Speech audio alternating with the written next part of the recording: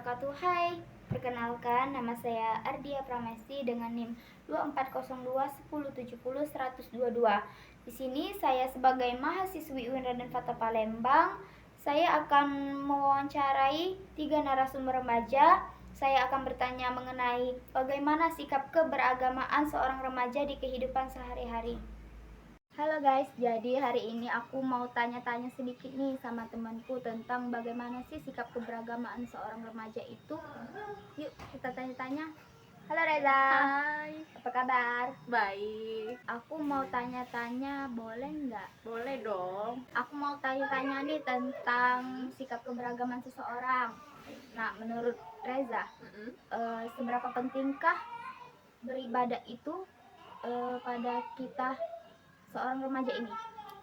Ya, kalau untuk agama itu sangat penting ya, karena kita udah diajarin dari sejak umur 7 tahun ya. Nah, tapi menurut pandangan saya kalau untuk remaja di zaman sekarang ini masih menganggap agama itu nggak terlalu penting karena mereka masih fokus untuk bermain. Sehingga mereka lupa akan kewajibannya. Iya. Nah, kamu pernah nggak merasa malas saat mau beribadah? Kenapa? Ya pernah ya, kalau merasa malas saat beribadah mungkin banyak godaan tadi ya.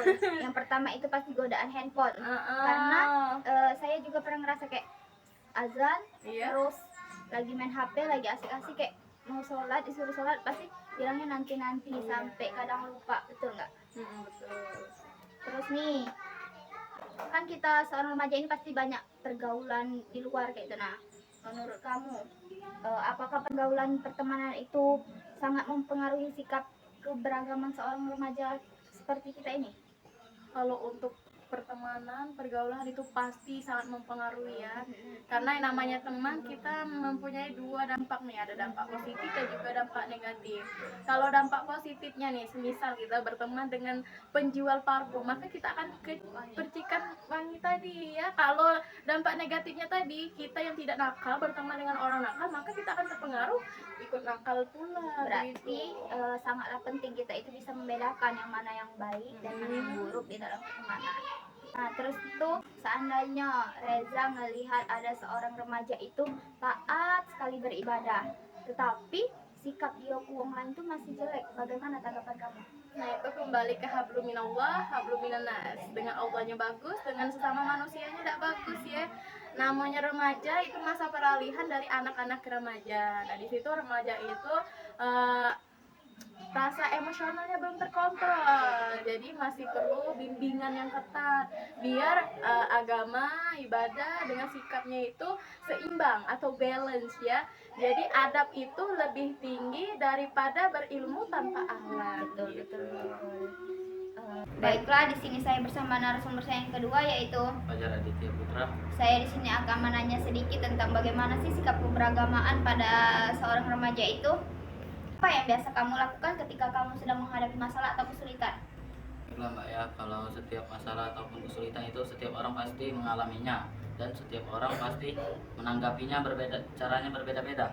Kalau saya ketika menghadapi masalah, saya biasanya mencoba untuk tetap tenang dan tidak panik. Setelah itu saya mencari penyebab masalah tersebut dan mencari solusi terbaiknya. Saya juga tidak malu untuk meminta saran dari orang tua, guru maupun teman yang menurut saya percayai. Selain itu saya berdoa agar diberi kekuatan dan kemudahan dalam menghadapi masalah tersebut. Nah, contoh masalah yang kamu hadapi itu bagaimana?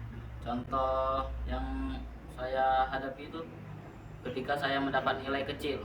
Nah, saya tidak langsung menyerah, tetapi saya belajar lebih giat lagi dan bertanya kepada guru tentang materi yang belum bisa saya pahami dan berlatih soal agar lebih dimengerti. Baik, terus yang kedua tuh, apa saja tantangan yang sering dihadapi remaja dalam mempertahankan sikap keberagaman di era modern saat ini?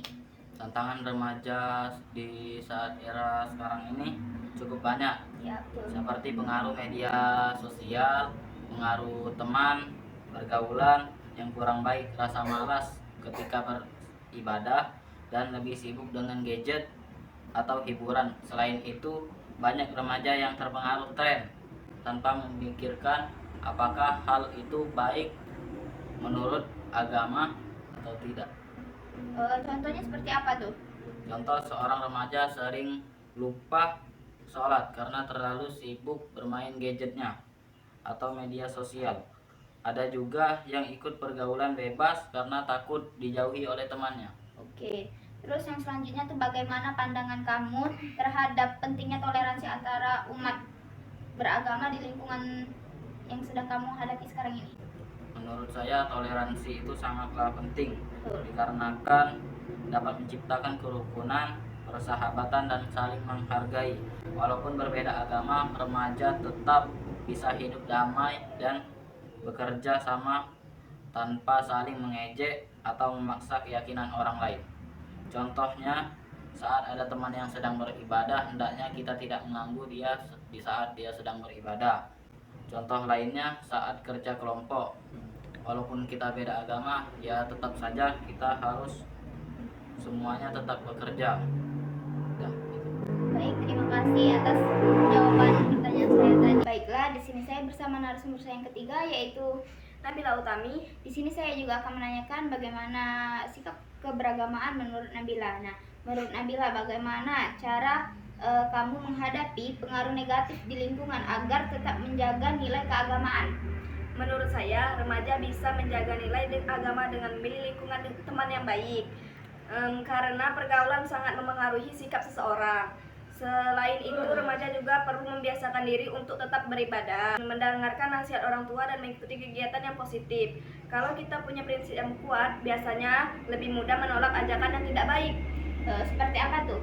Contohnya, saat teman mengajak bolos sekolah atau berkata kasar, kita bisa menolak dengan baik dan memilih ikut kegiatan yang lebih positif. Oke, baik. Yang kedua, menurut Nabila, apa saja sih yang paling sangat mempengaruhi sikap keberagaman seorang remaja itu?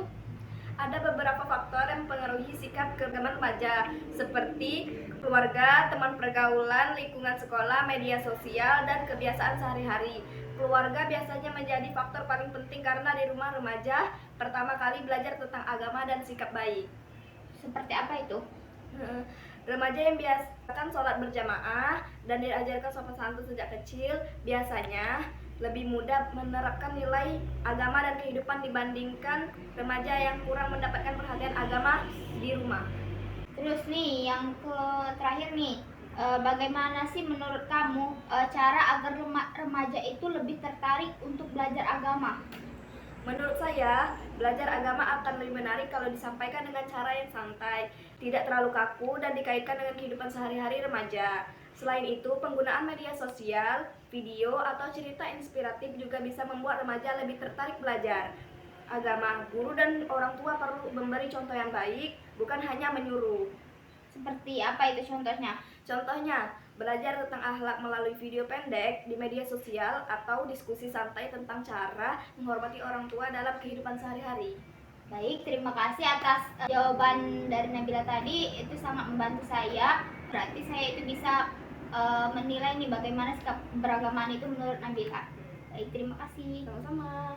Nah, dari ketiga jawaban narasumber tadi, kita dapat simpulkan bahwasannya sikap keberagamaan seorang remaja itu sangat dipengaruhi oleh lingkungan, keluarga, teman pergaulan, dan kebiasaan sehari-hari. Nah, di era modern saat ini, remaja itu banyak sekali yang menghadapi tantangan seperti pengaruhnya media sosial, pergaulan bebas, rasa malas saat ingin beribadah, dan terlalu asik dengan hiburan. Namun, remaja tetap bisa menjaga nilai agama dengan memilih teman yang baik, memperkuat prinsip diri, rajin beribadah, dan mengikuti kegiatan positif. Nah, selain itu juga, ibadah bukan hanya rajin sholat atau kegiatan agama lainnya, tetapi juga harus diimbangi dengan sikap yang baik kepada orang lain. Contohnya seperti sopan santun, menghargai, dan saling membantu. Nah, toleransi antar umat beragama itu sangat penting juga agar terciptanya kerukunan dan saling menghormati walau kita itu memiliki berbeda keyakinan. Terus tuh kadang kan sekarang remaja itu agak susah untuk belajar agama. Maka dari itu, agar mempermudah remaja itu dan mau belajar agama, kita itu belajar agama dengan disampaikan dengan cara yang santai, lebih menarik, dan dekat dengan kehidupan remaja sehari-hari. Nah, dengan itu, remaja akan mudah untuk memahami bagaimana belajar agama itu. Nah, dengan begitu, remaja itu akan menjadi pribadi yang tidak hanya taat beragama saja, tetapi mereka juga memiliki akhlak yang baik dalam kehidupan sehari-hari dan bisa digunakan di kehidupan sehari-hari. Baik, terima kasih. Wassalamualaikum warahmatullahi wabarakatuh.